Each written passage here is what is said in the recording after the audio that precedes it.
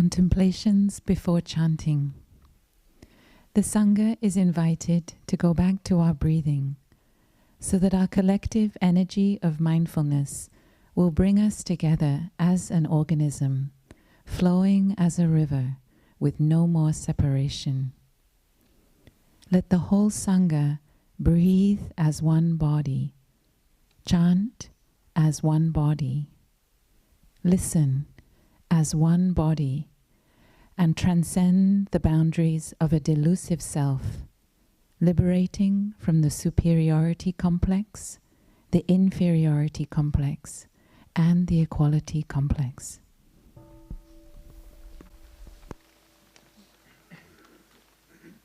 The sutra of the insight that brings us to the other shore.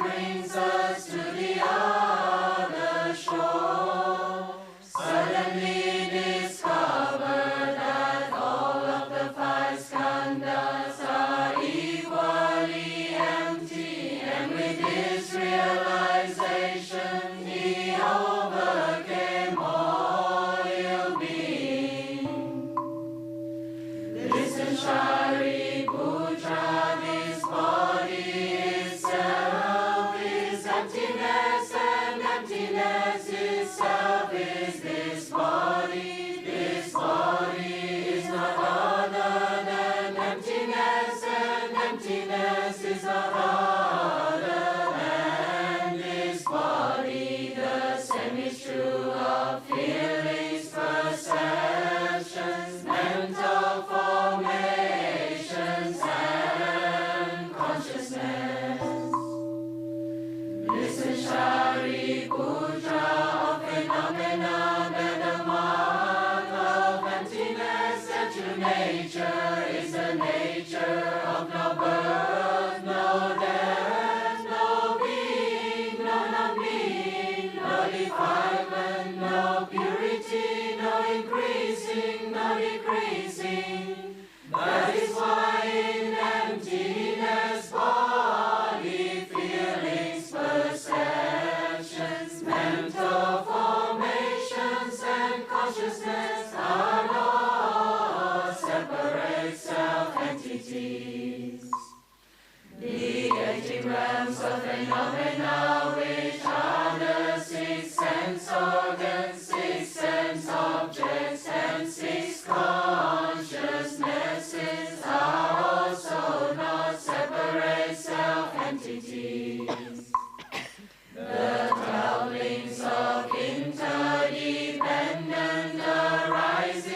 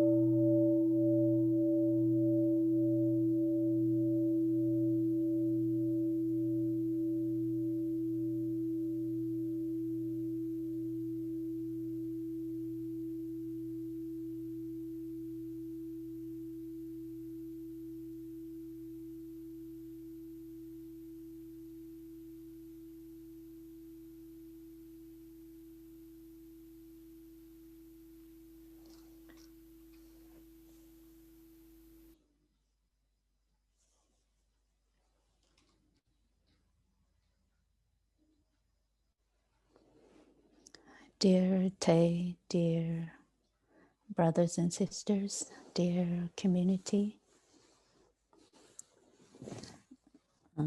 community here as well as in-house as well as on Zoom.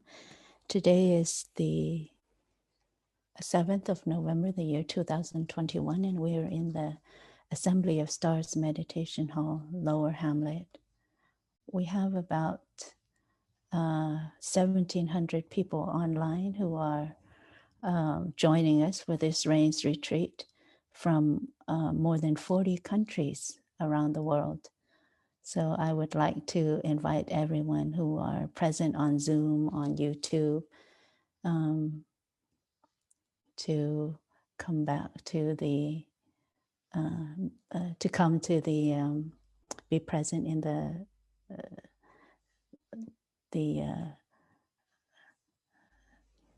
Stars Meditation Hall, the Assembly of Stars Meditation Hall.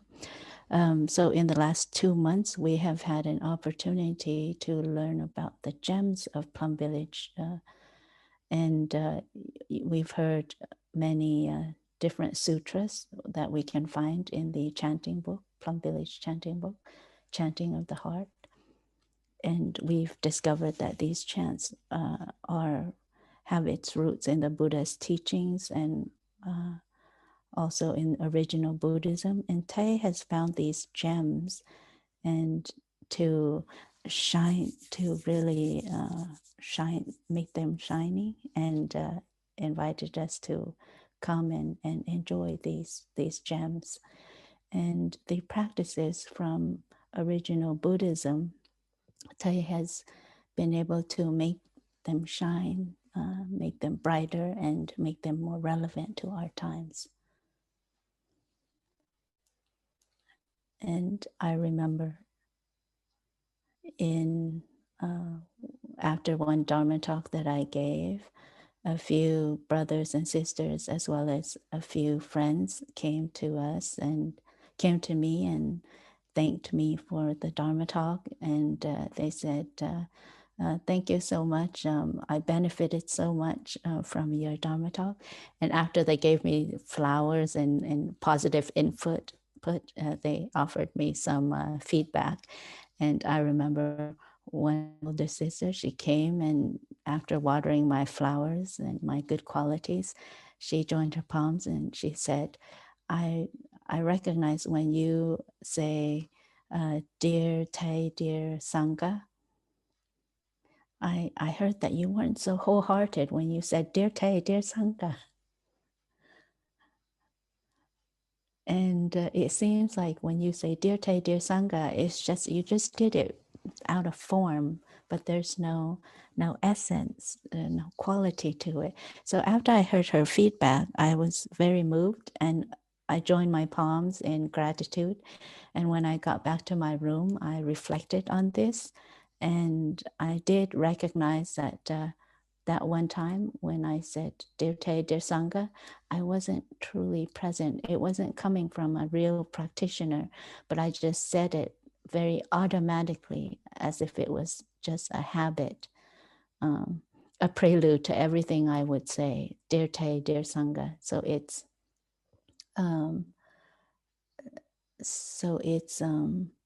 it became just a habit, automatic. And so after a while, I just found I just did it automatically. And so when I join my palms and say, dear Tay, dear Sangha, I'm not really present. I'm not really nourishing Tay and also the Sangha present. So after that input, I was able to do beginning anew with that practice. And from that moment on, every time I join my palms to say, dear Tay, dear Sangha, I make sure I'm fully present, and that with all of my heart, with all of my reverence, and also my respect. And when I recognized that practice, was able to resurrect that practice, I was so happy, even though it was a very simple practice, because if I were not to be able to practice such a small, simple practice, then I felt I wouldn't be able to go further, go any deeper into my practice. and look at the bigger things. And at that time, I remembered something that Tay had once said. He said,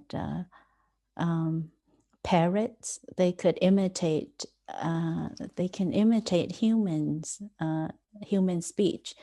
And he said, but we as humans shouldn't be parrots. We shouldn't just say things like parroting things. And so when I remembered what Tay said, I really wanted to focus on that practice. I was very grateful for Tay's sharing. And so I had an opportunity to renew my practice of speech.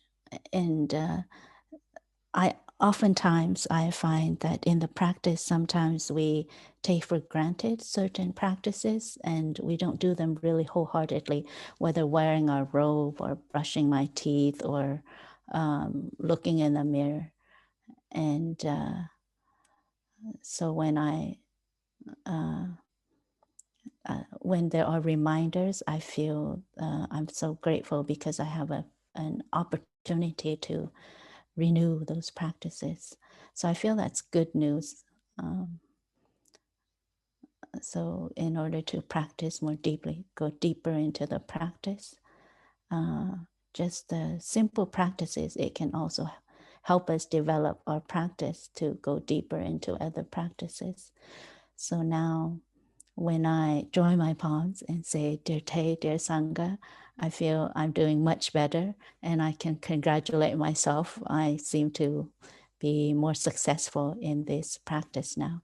And from that simple practice, I reflect on other practices that I do on a daily basis and try and to see how I can deepen and be more wholehearted in those practices. So I'm very grateful that I have brothers and sisters who can come to me and to share very small, give me very small input on my practice and how I can do better. And I find it so meaningful to have those brothers and sisters do that. And for Vietnamese people, there's a saying, tương kính như tân. So it means we respect and we cherish each other as if we are cherished guests, as if we are special guests.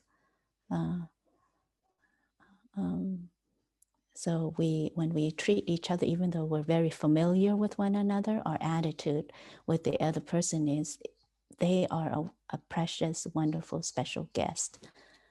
And thanks to that practice, we can slowly remove some of our wrong perceptions regarding the other person.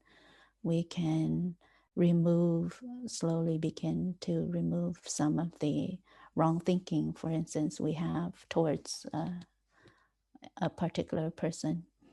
And this reverence, this kind of respect, I recognize in the Nikaya. It's one of the 6 harmonies.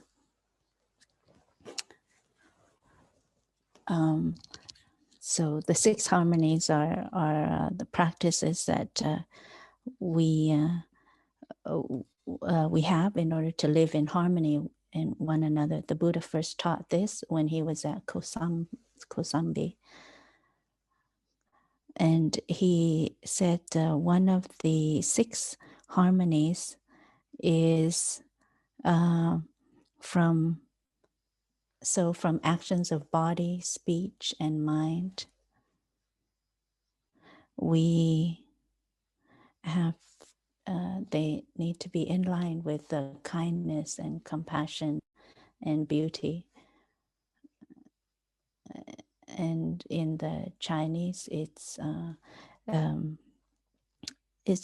translated as harmony of body, of actions of body and speech and mind. And the Buddha taught that we have to be like this in front of the other person as well as behind that person, behind that person's back. So you are the same. The way you behave to someone is the same in front of them as well as in their absence. And sometimes in front of someone you can express something else, but in their absence there are other resentments coming up or frustrations, etc.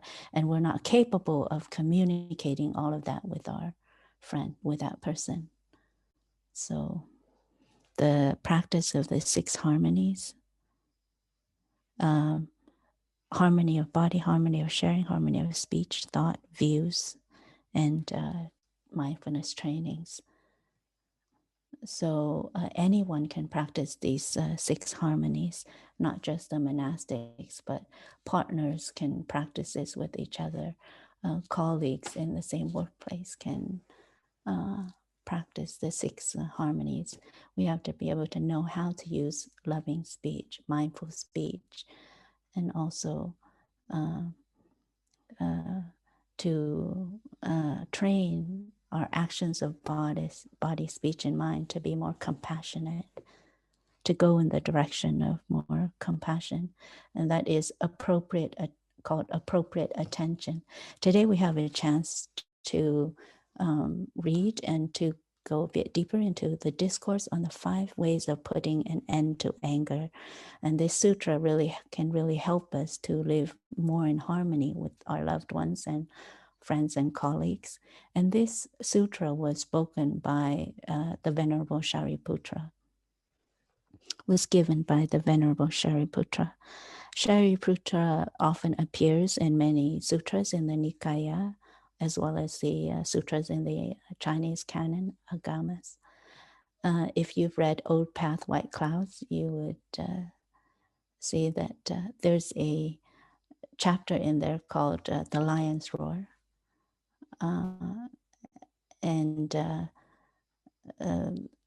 It's Shariputra's Dharma sharings is compared to a lion's roar, encouraging everyone to practice and to awaken. And one time the Buddha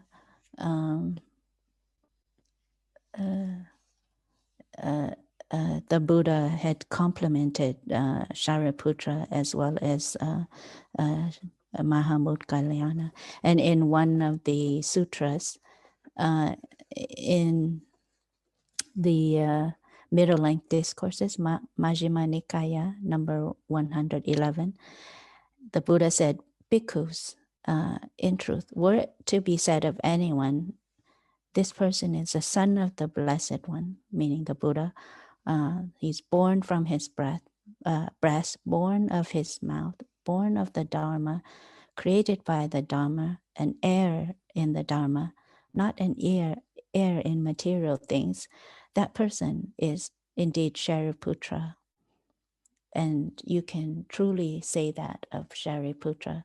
So that was the Buddha praising Shariputra as a true child of the Dharma, a true student of the Buddha, and that he could represent the Buddha in order to share about all the different practices. And there's another sutra that the Buddha had praised both Shariputra and Moggallana. The Buddha said, bhikkhus, you should cultivate your friendship with Shariputra and Moggallana and associate with them. They are wise and helpful companions in the holy life. So Shariputra is like a mother.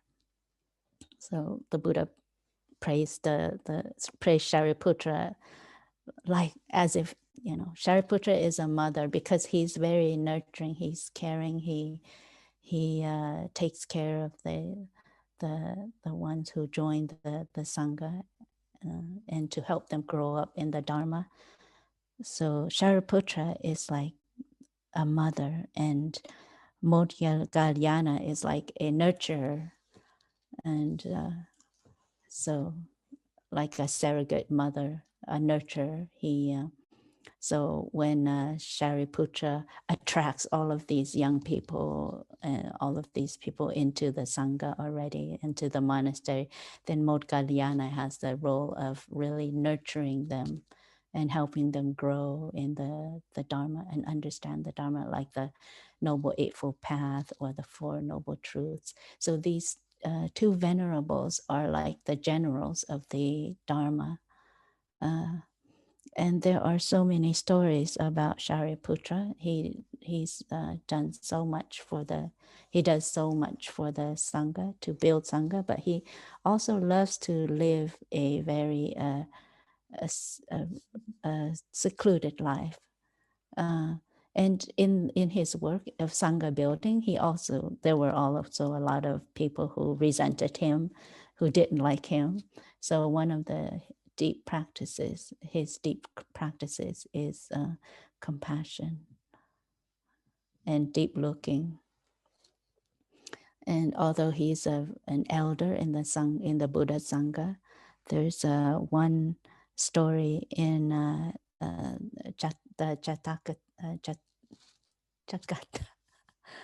Jakarta. So one time he was busy with something and he came late to the forest, where the monastery where they were staying, and he came so late that there was no more space inside, so he had to go and sleep at the foot of the tree. And in the middle of the night, the Buddha also came out there to do walking meditation, and the Buddha said, "What are you doing out here at this hour?" So he said, "Dear Lord Buddha, there's no more space for me to sleep inside. That's why I'm sleeping outside at the foot of this tree." And this part here is not in the sutras, but I can imagine that the Buddha invited Shariputra to where the Buddha was staying and to have tea and a conversation with him. So anyhow, the next morning, the Buddha called Shariputra and everyone, and he said, "You should know that in my teachings, I don't place anyone in a high position because of their nobility or family background, or because of their intellect, or because they've done so much for the Sangha, or because they have attained anything. The person I place in a high position is according to order of ordination, and also order of or also practice. So when you make arrangements for sleeping accommodations, food, clothing, shelter, etc., you have to pay attention to those who are more senior than you.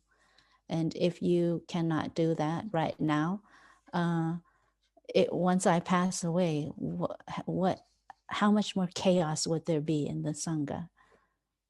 So the Buddha had given that teaching, and after that, the bhikkhus, they did beginning anew with the Buddha as well as Shariputra, and they did better in making arrangements for food, shelter, clothing, medicine for the Sangha, so that they, especially the more elder ones, so that they could continue to contribute to the Sangha. And I feel this, the discourse on the 5 ways of putting an end to anger, Shariputra had offered to the Sangha, and this is perhaps one of the later sutras and one of the last sutras that he had offered. And it came from his experience from being in the Sangha for such a long time, and also for his experience of having to resolve so many different conflicts in the Sangha. So this sutra is like a declaration of love from Shariputra. So this is a sutra that was translated from the Agamas, the Discourse on Water as an example. So you can find it in the Anguttara Nikaya, number 111, or in 186. So the discourse on the 5 ways of putting an end to anger. I heard these words of the Buddha one time when he was staying in the Anathapindika monastery in the Jeta Grove near the town of Shravasti. One day, the Venerable Shariputra said to the monks, "Friends, Today, I want to share with you 5 ways of putting an end to anger. Please listen carefully and put into practice what I teach. The bhikkhus agreed and listened carefully. The Venerable Shariputra then said, "What are these 5 ways of putting an end to anger?" This is the first way, my friends. If there is someone whose bodily actions are not kind, but whose words are kind, if you feel anger toward that person and you are wise, you will know how to meditate in order to put an end to your anger. My friends, say there is a bhikshu practicing asceticism who wears a patchwork robe. Practicing asceticism means a practice where you really want to live in a place that is deserted. There's no habitation close by, and you have to go very far for alms robes. So say there is a bhikshu, my friends, say there is a bhikshu practicing asceticism who wears a patchwork robe. One day he is going past a garbage pile filled with excrement, urine, mucus, and many other filthy things, and he sees in the pile one piece of cloth still intact. Using his left hand, he picks up the piece of cloth, and he takes the other end and stretches it out with his right hand. He observes that piece of cloth is not torn and has not been stained by excrement, urine, sputum, or other kinds of filth. So he folds it and puts it away to take home, wash, and sew into his patchwork robe. My friends, if we are wise, when someone's bodily actions are not kind, but his words are kind, we should not pay attention to his unkind bodily actions, but only be attentive to his kind words. This will help us put an end to our anger. So if you're wise, you will practice in this way. And this is the first method of putting an end to anger that Shariputra had taught. A person whose words are kind, but his bodily actions are not kind. And we can recognize this with people around us, whether it's in the Sangha or even in our own family. There are those whose speech is kind, but whose actions are unkind. So we have to use our mindfulness in order to look deeply and to practice in order to remove this anger, to put an end to this anger. The image of a bhikkhu, of a practitioner walking around and looking in through garbage to find an intact piece of cloth. You probably hardly see that nowadays, but in the past, there were many practitioners like that in India, especially in India.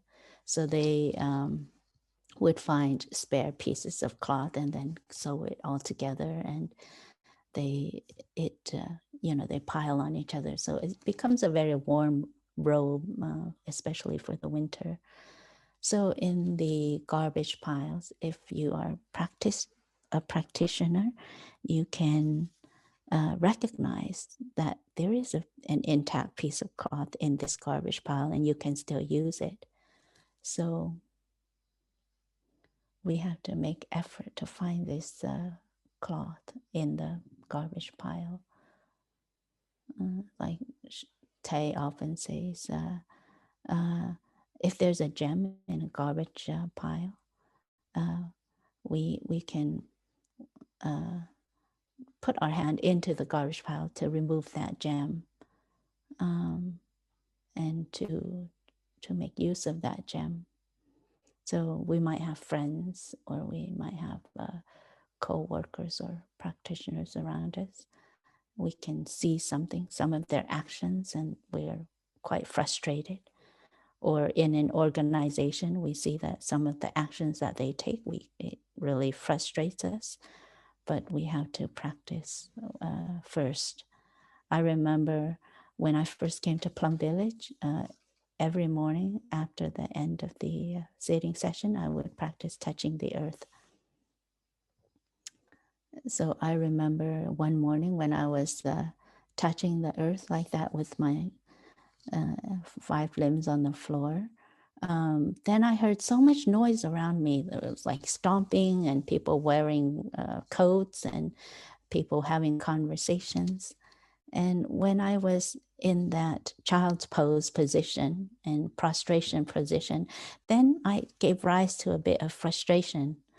And I said, why in this sacred place, big meditation hall, that there's so much noise and so much movement? Because in the traditional temples in Vietnam or monasteries, then the meditation hall is a very, very sacred place. So you don't find much noise in there. So when I came to Plum Village and there's all this motion and commotion in the big meditation hall, I gave rise to some frustration. So while I was practicing touching the earth like that and giving rise to that frustration, then suddenly I had an image come up as well.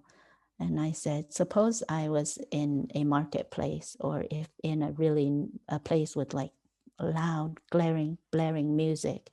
And in this meditation hall, there's actually only a few sounds going on, only a few sounds of a few footsteps, a few people whispering or having conversation. And I thought, if I couldn't practice with this minimum amount of noise, how can I manage the noise when I go out to the supermarket, like in Leclerc? Leclerc is a big supermarket in France, or in other noisy places.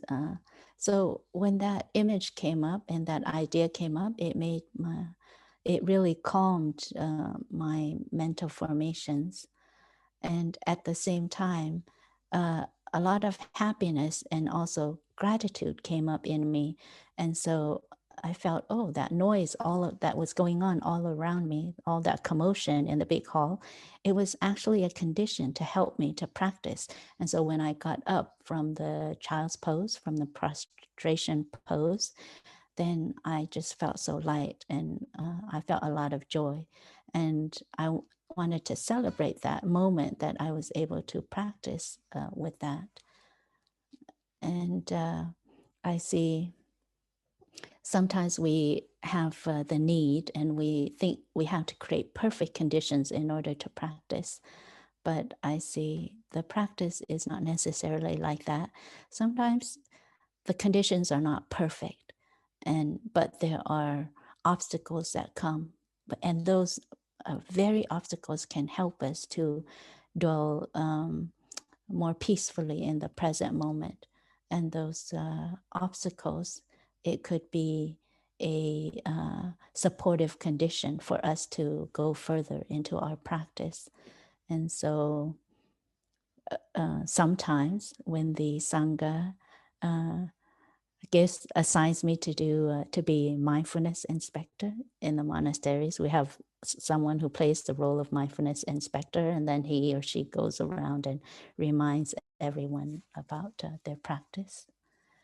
And so my practice is, when I go around to remind, I want to do it out of love, and I don't want to do it out of blame or criticism, but I want to give the reminders out of love,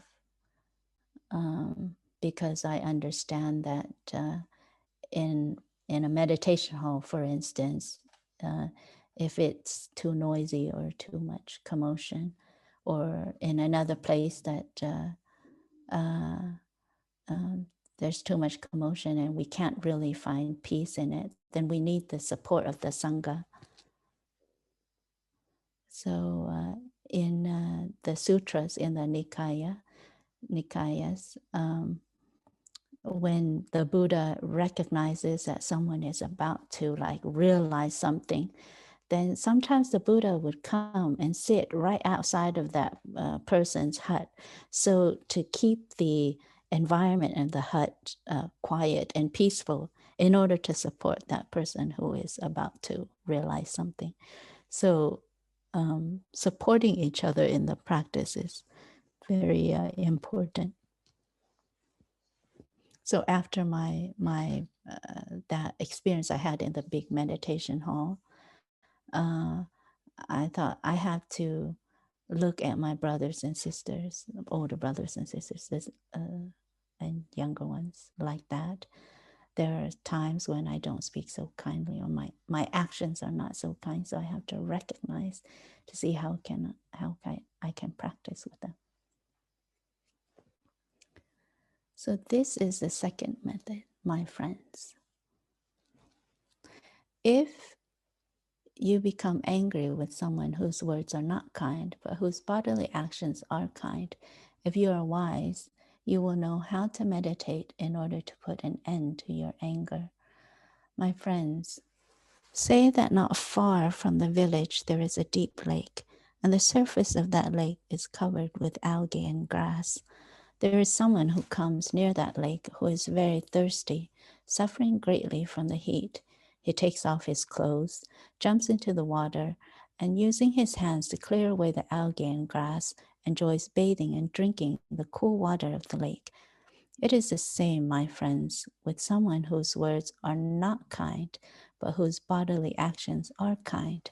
Do not pay attention to that person's words, and only be attentive to his bodily actions in order to be able to put an end to your anger. Someone who is wise should practice in this way. So one of the very beautiful examples of someone whose actions are kind, but his words are unkind. That person is like a deep lake. There's so much beauty to it, but maybe in their home life, the beauties have not been watered enough or helped to be developed or cultivated. So then there are still habits that are not so kind yet. So it's like a beautiful lake whose surface is covered with algae or grass or other things. So if we are a practitioner and we can look deeply into the lake, we will have the capacity of removing the algae and grass so that we can enjoy the beauty and the wonder of the deep lake. So those who can practice not to be angry, they're also those who are looking for beauty, for peace, for truth, and maybe in that journey of looking for goodness, truth, and beauty, we feel so. There are moments when we suffer, and there are moments when we are so thirsty for it. So when we come across a lake like that, and we know how to remove the algae and grass, we can benefit from the beauty of the lake and quench our thirst. So we have certain habits. When we come across someone, we see that there are certain habits, certain ways, and we need to find a way to kind of not pay too much attention to those habits that causes irritation, and instead help to clear it away so we can enjoy their beauties.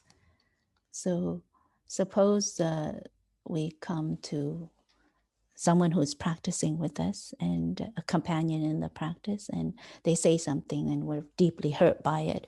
So we have to be able to allow ourselves to sit very still and to invite the image of that person to come up, and to allow ourselves to recognize their beauty and their positive qualities, their good qualities. So we cannot just place them in the basket of, oh, this person is not kind. But in truth, there is kindness in that person. It's just we don't have the strength, the courage, or even the time and space to really recognize the beauty in the other person, the goodness in the other person. So sometimes it may take us up to 1 week, 2 weeks to look deeply into the situation to help us to understand, why did that person say that? Why did that person do that. And we have to look deeply with all of our compassion. So we want to be able to look with our compassion and not with our blame or judgment or anger. If we only look through the lens of our blaming or anger or judgment, then it's difficult to recognize the clear water under the lake. So when we are able to drink from the clear water in the lake, our thirst becomes quenched. We become refreshed. Like when we're, especially in situations when we are angry, and then suddenly we understand exactly why that person has said what he said, what they said. Then suddenly we feel so light. And I'm sure every one of us in here has had this experience before, whether it's with our father or mother or with our friends, etc. Tay has a gata to help us to practice when we are angry, especially in the book. And it could be found in the book, Stepping into Freedom. So the gata is, anger makes me ugly. Knowing this, I smile. I guard my mind in loving kindness. So anger makes me ugly. Knowing this, I smile. Coming back, guarding my body and mind. And to look with eyes of compassion. So we look deeply into the person who has made us angry, and we do it with all of our love, not with our blame. Love, it has such wonderful qualities. So anger and also love, sometimes they go hand in hand.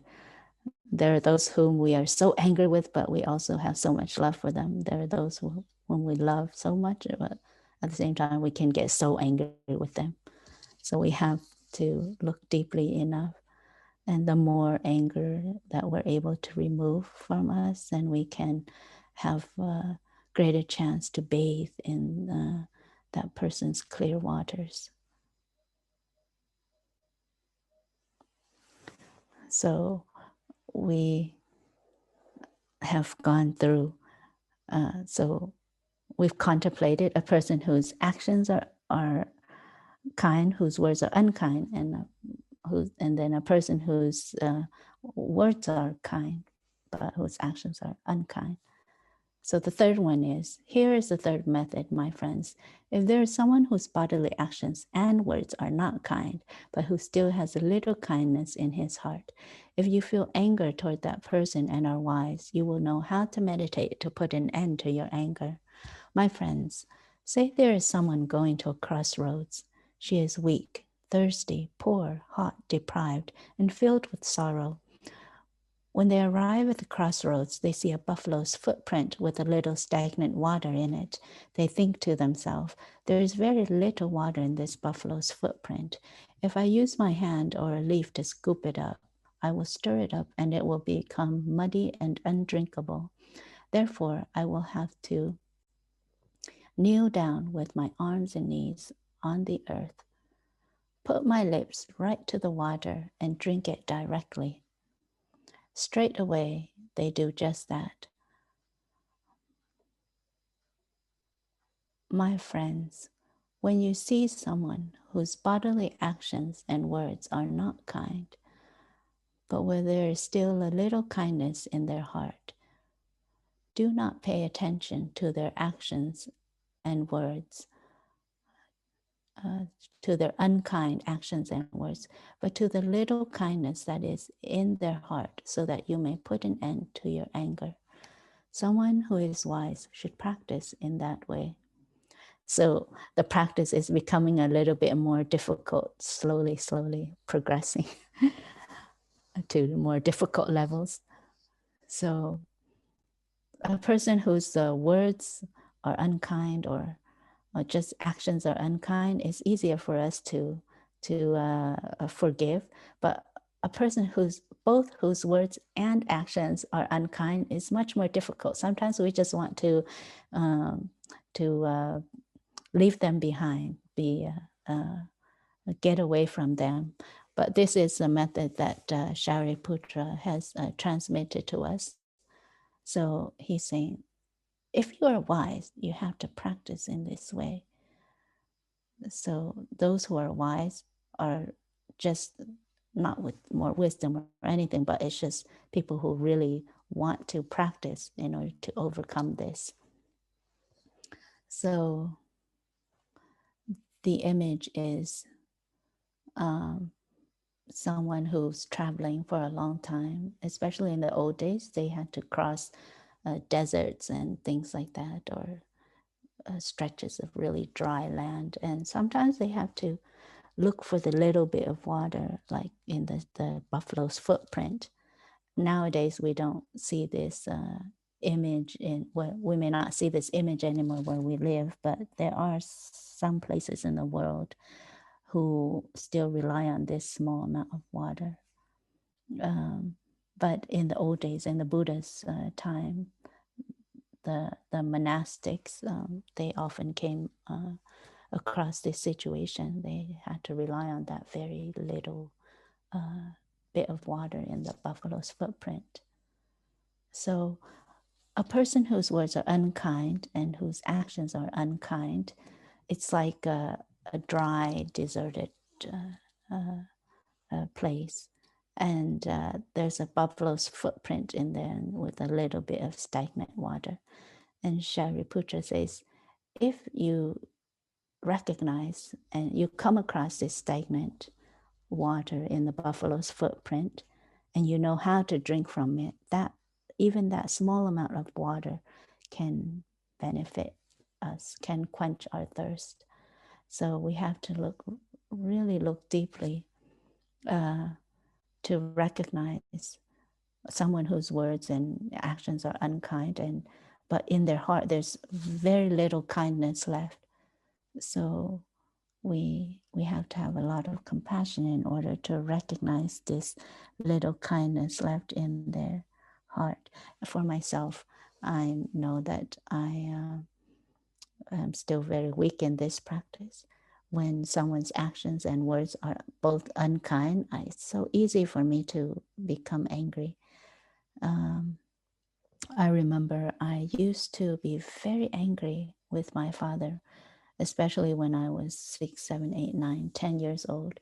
At that time, I was very often very angry with my father because I felt he was so not nice to my mother. And there's so many conflicts that happened in the family due to his speech or his actions. And sometimes it just made me so angry. And even though I was a little boy, I just felt like I wanted to confront my father and point to him and say something that would really hurt him. It's as if I wanted to take that revenge. Sometimes when someone makes you hurt so bad, you want to do something to hurt them in return. And you think that would make you feel better. And so you think that action, retaliating, would make you feel much better, but actually it wouldn't lessen the pain at all. Sometimes it makes you feel more hurt. It's like we already have a wound, and we take something sharp and stab that wound further. So it just makes our pain worse. So there were so sometimes there were times when I would sit with my father and he would teach me, like, for instance, how to write number 6. And because I was so angry with him, I just made a 0 instead of writing the number 6. And I saw that he would get very angry. And so when I became a monastic, the difficulties I had with my father was still present. So sometimes when I would invite my father to come up to be with me, for instance, during my meditations, then the image that would come up in my mind is the image of my father who's very angry and frustrated. So sometimes I said, "Dear Dad, I have to invite you to go somewhere else for now." So I had to, in sitting meditation, I had to invite him up many times. And I had to do that to have more love for him. Because I knew that right now I had the practice, and I'm the one who would be capable of embracing him. And if I could do that, I could help my mother and my brothers and sisters. So there are days when I practice like that, and the image of my father would come up. There are days when I couldn't speak to anyone or look at anyone because the suffering that came up inside was so great. But I did touching of the earth in front of the Buddha, in front of the patriarchs, and I said, I cannot give up. I want to practice in order to love my father. So there are times, so I continue to practice, and at one point,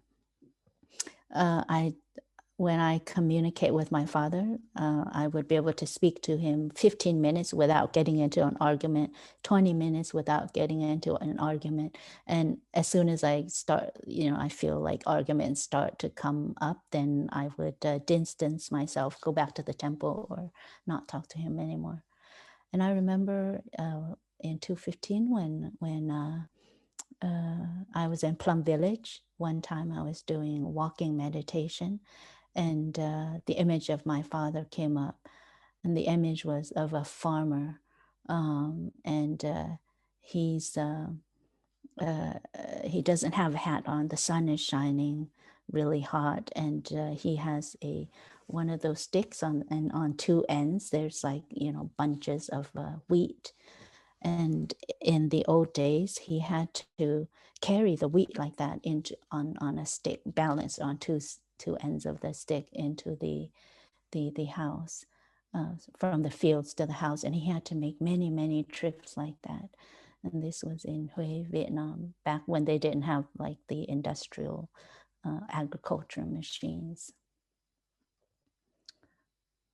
So when I saw that, I saw my father grow up and live in that kind of difficult environment. So he had to do that as a young boy. And he also had to give up learning, give up school in order to join the army very early. And when he left the army, his future was very bleak. And he had to accept to live the life of poverty, much more poverty, and much more at a disadvantage than many of his friends who didn't perform so well in school before. And also he had to face poverty and disadvantaged situation much more than his brothers and sisters. And so at the time when I was able to see that image of my father, I was able to hold his hand just in my mind while doing the meditation, walking meditation. And I was able to do walking meditation with my father.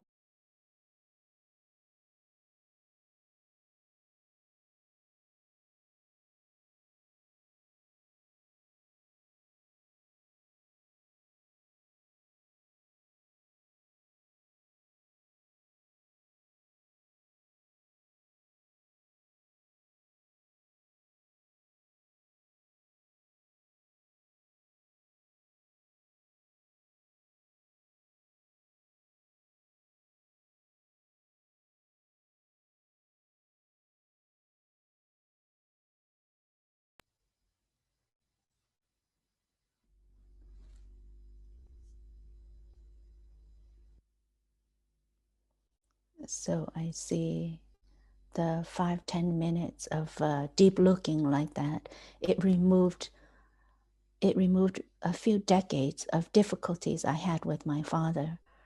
And at that moment, I saw the interbeing of my father with his environment and also with myself. And at that moment, I felt so light and so refreshed. And it was a very special feeling, as if I felt like I could taste the fruits of the practice. And the difficulties that I had with my father, it felt as if it had dissipated entirely. And I just recognized my father as a person who is so full of wounds, and that I haven't been able to help him to heal or to transform. And I also saw my mother, my brothers and sisters around me, who, and every one of us, we lacked the practice, we lacked clarity, and we lacked compassion. So we kept watering in my father seeds of complexes and difficulty, and those words and actions had also caused my father to behave and act in that way. So after that incident, I was able to have very deep conversations, easy conversations with my father. And so from then I saw that the practice of appropriate attention and also the practice of deep looking, of compassion, it helped so much myself and all those around me. So when our practice, when we are angry, is that we don't do anything. When anger comes up, we don't do anything. We just simply come back to our breathing and our mindful steps, our mindful breath. We just simply come back and to give rise to compassion.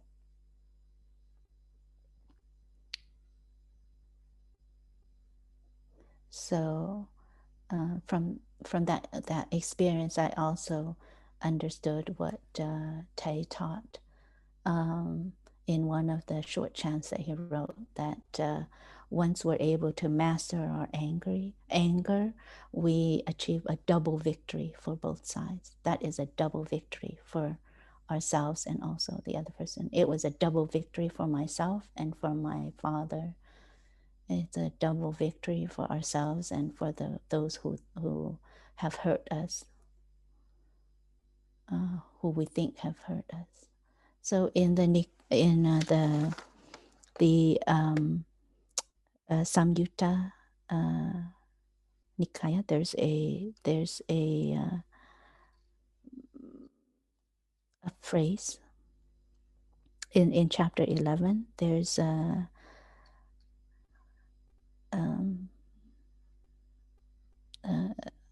text on the benefits of mindful speech. So the one who practices the Dharma attains strength. They do not speak out of retaliation. And when you're insulted and you insult in return, then you cause more damage. But when you're insulted and you do not insult in return, you win a double victory for both sides. And so someone who's able to master his anger, master their anger, you're like a healer, and you can heal yourself as well as the other person.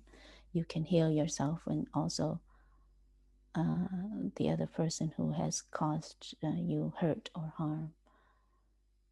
So someone who is practicing for both sides. So this is a very beautiful image, very beautiful example. So I saw that when I was able to recognize that this little stagnant water in the buffalo's footprint in my father, I felt like I was practicing for both myself and my father, and also all of my brothers and sisters, for those who aren't able to do it as well.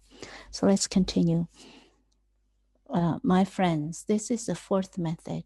If there is someone whose words and bodily actions are not kind, and in whose heart there is nothing that can be called kindness, so in actions of body, speech, and mind, there's no kindness. Even in the mind, the heart, there's no kindness. So if you are angry with that person and you are wise, you will know how to meditate in order to put an end to that anger. My friends, suppose there is someone on a long journey who falls sick. He is alone, completely exhausted, and not near any village. He falls into despair, knowing that he will die before completing his journey.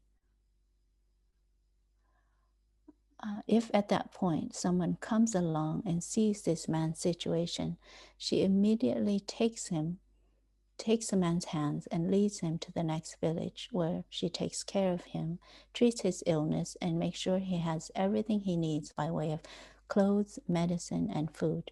Because of this compassion and loving kindness, the man's life is saved.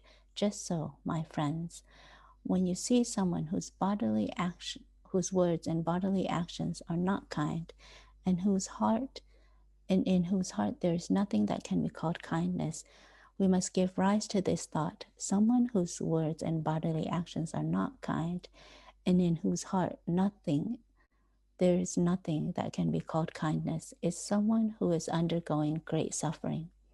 Unless they meet a good spiritual friend, there will be no chance for them to transform and to go to realms of happiness.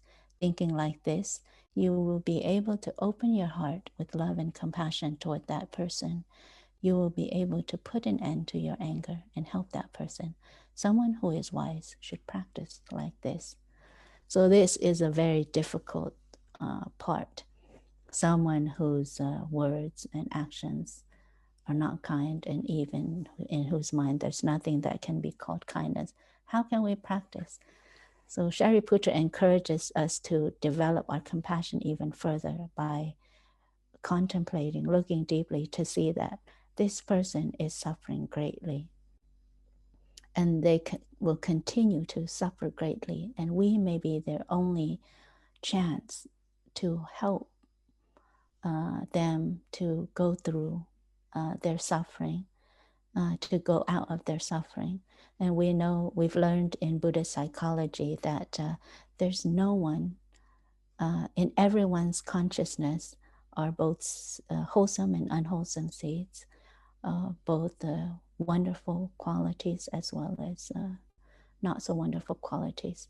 So we all have beauty in us, compassion, forgiveness, joy, happiness. And it may be that they have been in an environment these seeds they never had a chance to be watered.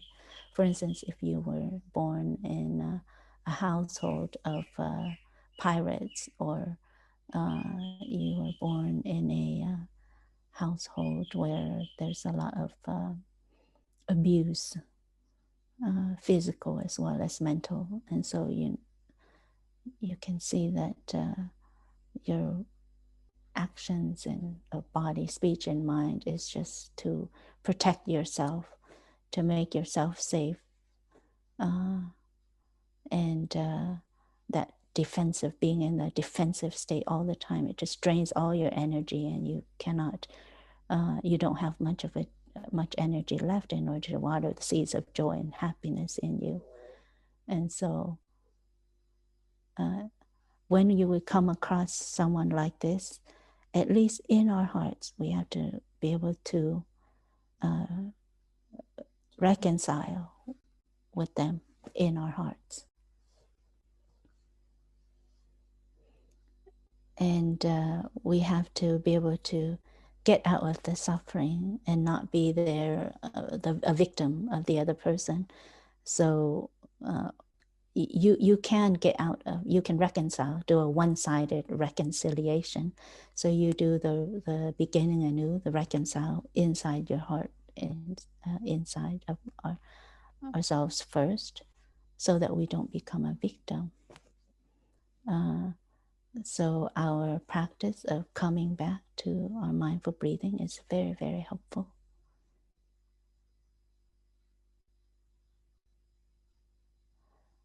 And we only need to give rise to the thought, oh, this person is suffering greatly. And if they continue to be like that, will continue to suffer greatly. So then we give rise to compassion. So we don't have to give rise, instead of saying, oh, how can that person continue to be like that all the time? Or do I have to be near this person all the time? So we have the sutra teaching us this, and at the same time in our precepts, the precepts of a monastic, for instance, we have many precepts to help us to handle someone whose actions, body, actions, and mind are not so kind. So in the Sangha, we do have policies and precepts to help us to resolve those situations. For instance, sometimes we have a group of brothers or sisters sitting down one-on-one, down with the person who is having difficulties, to have a heart-to-heart sharing.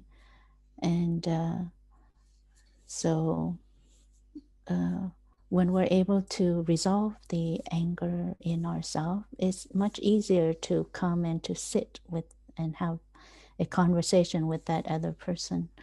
And this Shariputra has taught us as well. When we want to teach or guide someone, we have to do it with all of our compassion, not our anger or frustration. So our compassion, our flexibility, our compassion, our gentleness can only come once we've resolved the kind of anger and frustration in us, and give rise to compassion inside ourselves for that person. So for sure, the wonderful positive seeds in that other person needs to be watered, and we can do it bit by bit, day by day. And otherwise we just allow all the other seeds to take hold in that other person and flourish. So it is now 11 o'clock.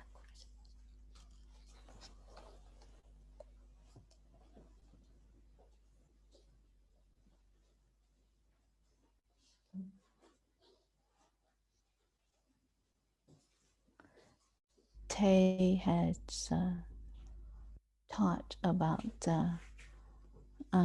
appropriate attention. About attention, we have to practice our attention in such a way that we can transform our anger. So Tay spoke about appropriate attention as a wonderful practice.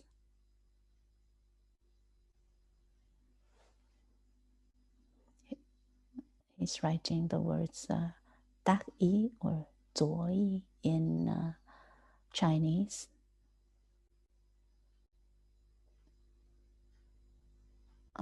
It's called appropriate attention. And it helps us to be mindful as well. When we have appropriate attention, it also helps us to be more mindful. When we have appropriate attention and we can look at the other person with kindness or compassion, it also gives rise to mindfulness. Mindfulness helps us to be more concentrated. And this concentration will help us to look deeply into the object of our anger, into the other person whom we are angry with.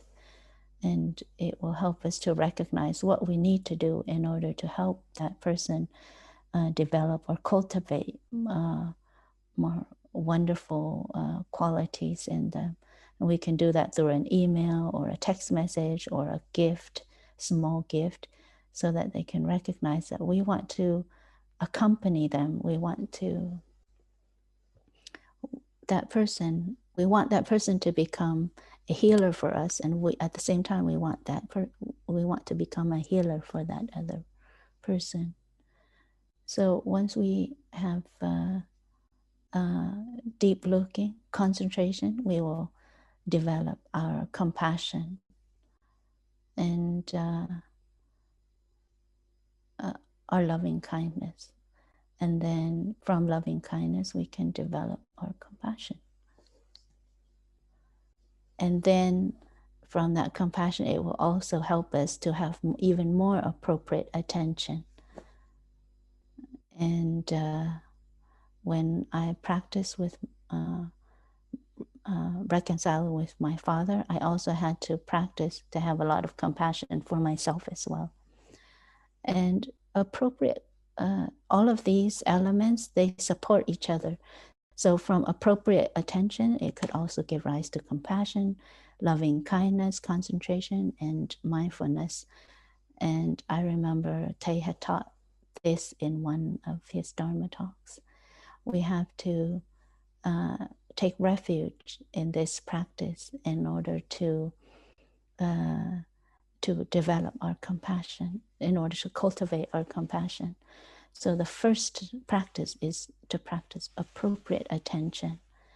If our attention keeps focusing on our frustration and anger, it will just drown us in more frustration and anger. And it wouldn't help us any. There's a story in the Jataka tales. The Buddha, he was in one of the hell realms. He was not kind in one of his lifetimes, and then he came to the hell realms. So in that realm, he had to, the Buddha and two other friends, they had to pull a car full of fire, and on this chariot, there's someone with a fork, a fork, and then if the cart was pulled too slowly, then they would get poked and stabbed. And even if, so of them, among the three, they would get tired and kneel down and they would get poked, but they would have to stand up and to drag the chariot further. And at one point in time, the Buddha said, "My friend is tired, please don't poke anymore." So then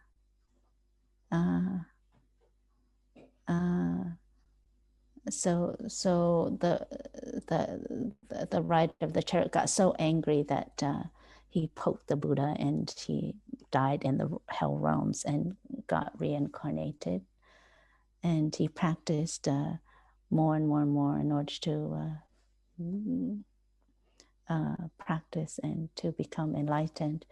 So the point of the story is that even in the depths of our suffering, we can still practice to get out.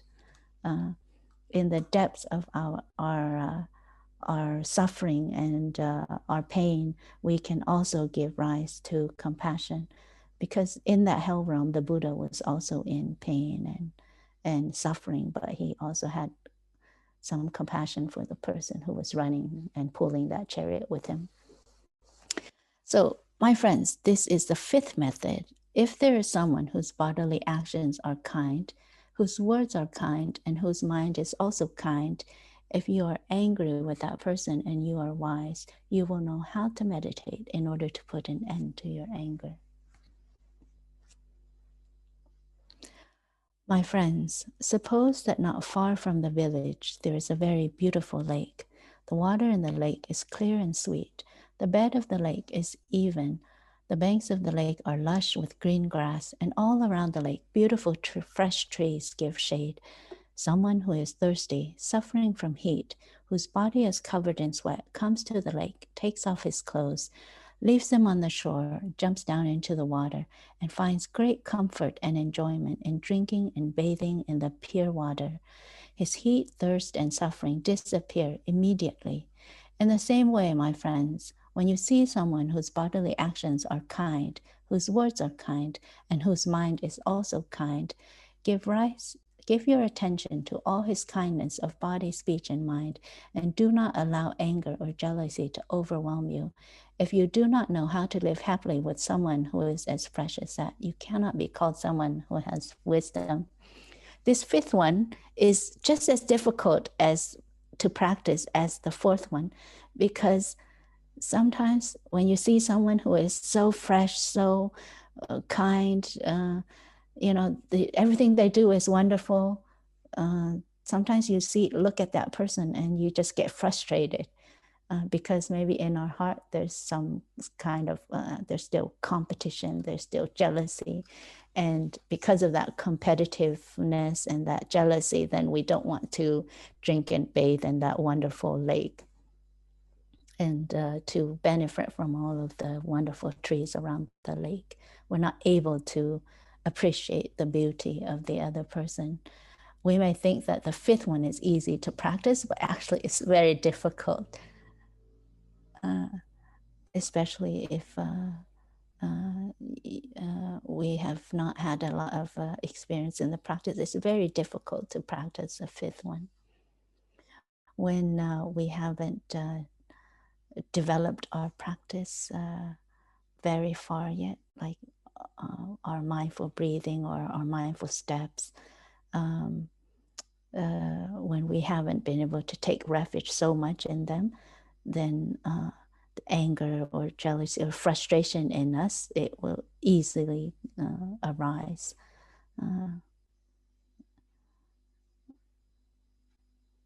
So to be able to recognize the beauty and goodness of our fellow practitioners or of our friends, it is an art. And I'm also learning a lot from this. When I see someone whose words and actions and mind are all kind, I want to practice to be able to benefit from that, allow myself to be refreshed by that. And only when I can benefit from that, it will help me develop my practice. And we all have the inherited, we all have the heritage of compassion, of love, of forgiveness. These wonderful qualities, they are present in all of us. And whether we're monastic or lay, and being in a community like this, we can support each other in order to cultivate further our compassion, our wonderful qualities. And these are the wonderful gems that the Buddha, the original Sangha of the Buddha, have transmitted to us. And we have the responsibility of recognizing all the beauty and wonders around us. So there's a stained glass window above me. It's an image of the Buddha and his father, and also Rahula. Rahula asked the Buddha, "Oh, you're a monk. What do you have that you can transmit to me? Give me as an inheritance." And after that, the Buddha allowed Rahula to become a monk, and he transmitted to him his body of teachings and wisdom. And all of us, each one of us, we are also Rahula, because we've also opened our hands to receive this heritage that the Buddha, the heritage of the Dharma that we have received from the Buddha. So we receive the Dharma, we inherit the Dharma and not material things. So we have to be able to guard and protect the Dharma. So I'm very grateful to the Sangha for offering me so many fruits in the practice, so that I can also develop my faith and strengthen my faith in the Sangha. And I felt when I was in a different environment, an environment that was much more challenging than this, I lacked those things. So this Dharma talk is my expression of my gratitude towards the Sangha. Thank you so much for listening.